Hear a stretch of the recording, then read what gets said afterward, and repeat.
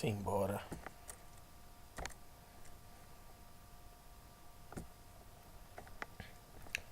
Olá, tudo bem? Meu nome é Forlan Luiz de Araújo, vice-presidente do CBO. E nós vamos discutir hoje os distúrbios visuais e oculomotores gerados por erros de medida dos óculos. Como deve ser feita a entrega dos óculos? De quem é essa atribuição? Do responsável técnico ou do consultor de ótica? São perguntas que elas frequentemente estão povoando. Por quê? Porque essas medidas, ao contrário do que muitas pessoas pensam, não são simplesmente as medidas horizontais e verticais, ou seja, as medidas de DNP e altura. Existem várias outras medidas que elas têm uma influência direta. E quem é que é capacitado para poder fazer uma avaliação de todas essas medidas? Ao longo do tema nós vamos discorrendo sobre esse tipo de caso. Aconteceu em determinada ótica, uma vez uma senhora que, assim, a título do povo brasileiro, ela demorou muito tempo. O último exame que ela tinha feito, ela tinha 56 anos de idade, depois foi repetir um novo exame, somente com 60 anos de idade. Essa senhora pegou e utilizou a mesma progressiva, na mesma armação, ou seja, a mesma marca de progressiva, e alterou somente a adição. E aí, como era de esperado, pelo tempo, a adição dela aumentou, e aí veio a prescrição, foi aviado os óculos, e aí quando ela pegou os óculos ela falou assim: não estou conseguindo enxergar para perto. Aonde será que pode estar esse problema dela? Será que o problema dela está na medida? Mas foi copiada as medidas do óculos anterior. Será que o problema está na prescrição? E é aí que começa a ter os problemas. Por quê? Porque quando uma pessoa não enxerga com óculos, se a gente for analisar de uma forma bem catedrática, ela só pode ter dois tipos de alterações. Ou o problema está no exame de vista, ou o problema está no óculos.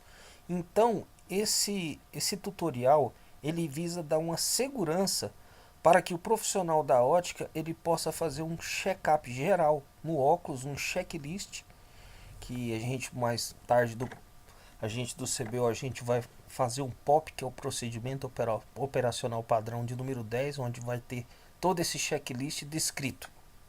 E aí depois você vai ter total segurança de poder indicar um possível erro da prescrição. Ou seja, você fez todo o checklist no óculos e você não detectou alteração no óculos. Nesse caso, então, você tem total segurança para remeter o especialista que prescreveu para ele poder gerar uma nova prescrição.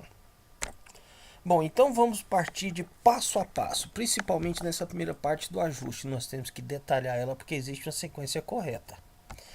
E aí esse ajuste dos óculos, se ele não obedecer essa sequência, provavelmente você vai ter problemas. Por quê? Falemos no decorrer dos slides. O ajuste dos óculos deve ser feito antes de tirar as coordenadas verticais e horizontais e refeito os ajustes finais no ato da entrega. Por que isso? Porque muitas vezes, se você tiver uma armação que ela tiver desajustada, você pode ter uma diferença de altura, você pode estar com distância vértice ou inclinação pantoscópica fora do normal. Então, primeiro, aí é que está a diferença entre um vendedor de ótica e um consultor, porque o consultor ele tem que ter essa análise técnica e criteriosa para poder não só colocar a armação no rosto, mas ele tem que adaptar essa armação em relação à face do cliente, para poder você ter um trabalho bem qualificado e que as coordenadas não sejam depois, quando você for fazer um ajuste, porque muitas vezes quando o óculos vai para o laboratório, aquele ajuste inicial que você fez, ele foi desfeito em função da curva base na montagem do tipo de lente. Então você tem que refazer isso, mas a partir do momento que você primeiro ajustou para depois tirar as coordenadas, quando você for fazer esse reajuste quando voltar do trabalho, do laboratório, aí você vai ter uma grande facilidade e os óculos vão estar bem adaptados ao final. Primeiro passo, ele tem que ser feito o efeito hélice. Quando você for fazer efeito hélice, você tem que fazer o quê? Ele tem que ser feito na ponte. Mas para ele ser feito na ponte, você primeiro tem que analisar se os dois aros eles se encontram no mesmo plano. Ou seja, se eu tiver um aro um pouco mais projetado para frente e outro mais recuado, e que tipo de implicação que isso vai ter? A implicação será a seguinte, que você vai ter uma distância vértice diferente de um olho do outro. sendo que o exame, em média, ele é feito entre 12 e 14 milímetros. A maioria deles é feito em 12 milímetros de distância. Então, se você tiver uma lente mais projetada, ela vai ter uma distância vértice diferente. Com isso, ela pode ter um efeito de telesistema de Galileu diferente e alterar também a distância focal. Então, o primeiro passo ele tem que ser feito o efeito hélice. Por quê? Se por algum acaso eu tentar for fazer o ajuste das hastes fechadas, o ajuste do apoiamento das hastes e depois for fazer o efeito hélice, todo o ajuste que foi feito é, anterior ao efeito hélice vai ser perdido. Então o primeiro passo ele tem que ser feito no efeito hélice e ele é feito na ponte. Segundo passo, um alinhamento das hastes. Então você com óculos, você vai colocar ele sobre a mesa e ver se uma haste está apoiando. Percebam na imagem que uma haste está encostando e a outra está levantada. A gente percebe que ela está levantada pela distância entre a sombra que está projetada e o tanto que a haste está levantada. Nesse caso em tela, o que você deve ser feito? Você vai fazer o ajuste aonde? No talão, nesse talão aqui que faz a união entre a haste e o aro. E aí você vai colocando as duas apoiadas. Aí sempre vem a pergunta, mas espere um pouquinho, quem é que está usando o óculos vai ser quem? Vai ser a mesa ou o paciente? Excelente pergunta e ela é muito pertinente. Por quê? Porque muitas pessoas, quando a gente está no ato da gestação, quando a gente está dentro da barriga da mamãe, o que acontece? Muitas crianças elas ficam com o lado um pouquinho mais apoiado. E algumas delas, depois que nascem, que vão ser fechadas as suturas dos ossos do crânio, ou seja, os parietais, os temporais e o frontal, quando você vai fechar essas suturas, o que vai acontecer nesse momento? Você pode ter uma sutura que vai estar um pouquinho influenciada por conta do ato da gestação. Então, não são todas as pessoas que vão estar com esse alinhamento correto devido a isso daí. Quando você tem um lado da cabeça em que boa parte da gestação ele é feita encostando a cabeça do lado, aí o que vai acontecer? Você vai ter um problema chamado assimetria facial. Então, você provavelmente vai ter uma orelha um pouquinho mais alta do que a outra. Você tem que estar sempre atento a isso, porque se você tiver uma pessoa que tiver assimetria facial, você tem que ver qual lado que tem a orelha mais alta, e aí você vai deixar um lado da haste mais alto e outro mais baixo para que o óculos fique nivelado. Nesses casos específicos, você vai ter um óculos desalinhado na mesa para poder ficar alinhado com o rosto do paciente. 2.1 Passo alinhamento das hastes fechadas. De uma vez que você fez o alinhamento das hastes, em que ela está totalmente apoiada, aí sim você vai ver se o óculos está fechando com as duas hastes de uma forma bem correta, bem alinhadinho. Lembrando que, caso a pessoa tenha simetria facial, esse óculos com as perninhas desencontradas, ele não vai ter o alinhamento correto. Caso a pessoa não tenha simetria facial, quando o óculos fechar as duas pernas, eles têm que ficar com as hastes bem alinhadinhas. E essa parte é muito importante, esse terceiro passo da curvatura das ponteiras, ela é o que mais acontece de desajuste dos óculos. Porque muitas vezes na ponteira é o momento em que você vai segurar o óculos. Os clientes menos avisados, quando tem uma armação dessa de plaqueta, quando você tem esse apoio no nariz, que tem ajuste, aí o que a pessoa quer fazer? Ela quer fechar as plaquetas para o óculos não ficar descendo. Sendo que é exatamente na ponteira que você tem que aumentar essa curvatura para que você segure mais o óculos atrás das orelhas para que ele não fique descendo no nariz. Então, o ajuste não tem nada a ver aqui na plaqueta, ele tem a ver aqui nessa parte de trás, na ponteira. E além dessa curvatura, você tem que prestar atenção se as duas também vão estar tocando a mesa. Perceba que na haste do fundo, a sombra mostra que está havendo toque.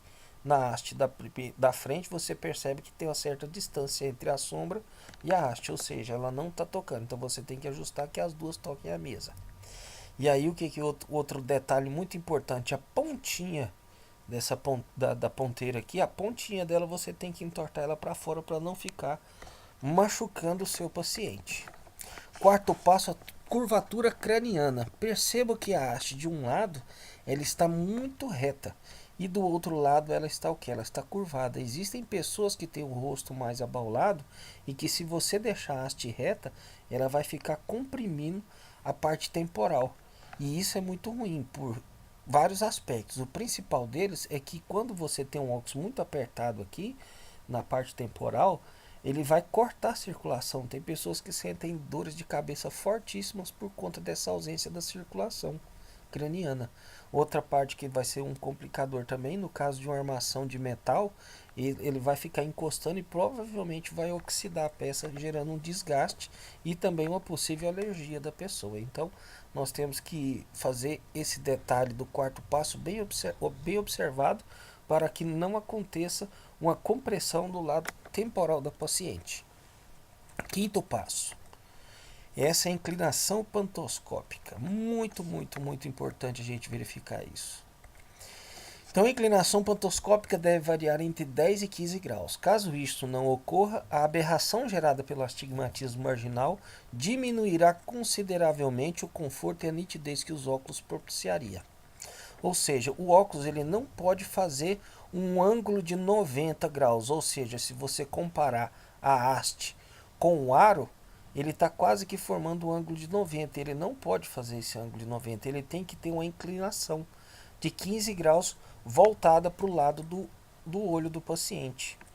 Professor, mas por que isso? O que vai acontecer? Vai acontecer o seguinte: caso você esteja com essa lente, uma mesma dioptria, se você não tiver com ela bem reguladinha, você pode gerar um astigmatismo marginal. E esse astigmatismo marginal, ele vai gerar uma dificuldade muito grande na visão. Perceba no vídeo que eu estou com a mesma lente e o que está acontecendo com ela? Uma simples inclinação dela, você consegue desfocar totalmente o texto. E aí é onde começam os problemas. Ou seja, eu pego uma lente em que eu vou conferir a distância, eu vou conferir a dioptria, confira a dioptria de longe, está correto. Confira a dioptria de perto, está correto. Eu vou conferir as medidas, está correto. Então, ou seja, a inclinação dessa lente, ela distorce. Então, mesmo você vai e volta na pessoa e o que prescreveu, o especialista vai falar, não, minha prescrição está correta. Então, esse ajuste ele pode gerar todo esse tipo de embaçamento. Por isso que ela tem que ser muito bem observada.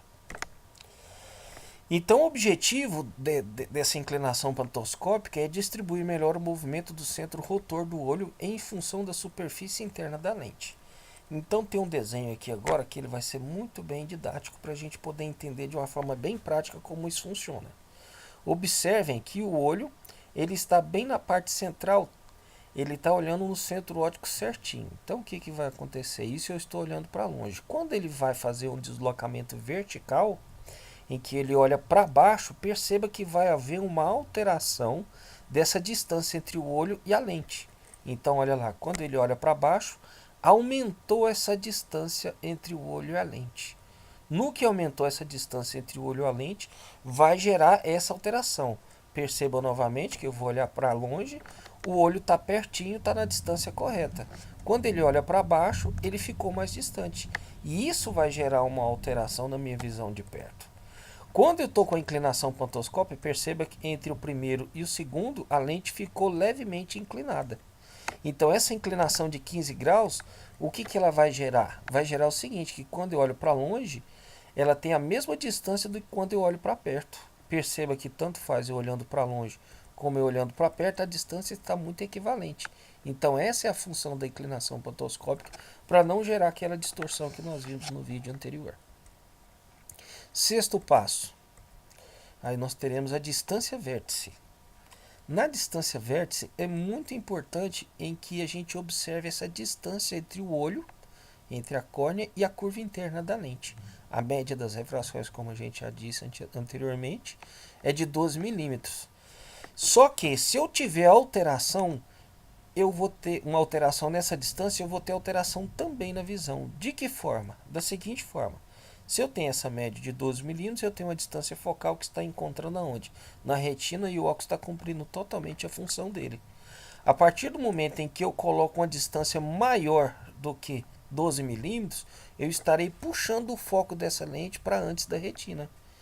Então, o que ele pode toda vez que eu tenho um foco antes da retina, eu vou estar simulando uma miopia. Quais são as características de um míope? Ruim para longe e bom para perto. Então, provavelmente o paciente vai estar falando, nossa, com o óculos eu estou vendo legal para perto, mas para longe bagunçou. Provavelmente, o que vai acontecer? você tem que conferir a distância vértice. Mas o contrário também pode acontecer. Caso eu tenha uma distância focal, eu tenho uma distância vértice menor, a distância focal vai parar atrás da retina. Toda vez que eu tenho um foco atrás da retina, eu estou simulando, no caso de um óculos com menos de 12 milímetros, eu vou estar simulando uma hipermetropia. E o que vai acontecer com a característica fisiológica da visão de hipermétrope? Ela é boa para longe e ruim para perto. Sem contar que se a pessoa for jovem, ela tem uma amplitude de acomodação, ela tem uma condição de forçar o cristalino dela e ela pode talvez até ter visão boa, porém com fadiga visual, com astenopia, que a gente vai ver mais à frente. Então é isso aí. Quanto maior a dioptria, mais acentuados serão seus efeitos. Ou seja, a título do que acontece com a gente em lentes de contato, quando você passa de 4 dioptrias, a gente faz o cálculo da distância vértice justamente por conta disso. Se eu tiver uma dioptria baixinha, de mais 0,25, mais 0,50, mais 0,75 até 1 por aí, você não vai ter problema. Caso a sua dioptria for mais alta, quanto maior a dioptria, mais serão acentuados os efeitos. E a gente vai ver uma tabela um pouco mais à frente que fala sobre esse tipo de tolerância. Sétimo passo. Então nós temos que conferir o ponto próximo de convergência. Aqui a gente começa a misturar um pouquinho a optometria com a óptica, porque se a pessoa não tiver uma condição correta entre colocar a posição dos dois olhos para perto, ele não vai ter uma boa visão de perto. Então ele pode estar procurando um problema no óculos, sendo que o problema pode estar no olho. E nesse caso, como ele é um problema de insuficiência de convergência, ele é um problema muito recorrente, muitas vezes muitos profissionais passam batido, os profissionais da visão que prescrevem os óculos, eles podem passar batido. Então, na óptica tem um testezinho muito simples que a gente pode fazer, que pode evitar grandes problemas. Então, como que é feito esse teste? Você pega e faz uma caneta e chega bem pertinho. Se você pede aqui, ó, na ausência da convergência parcial, a visão de perto fica comprometida.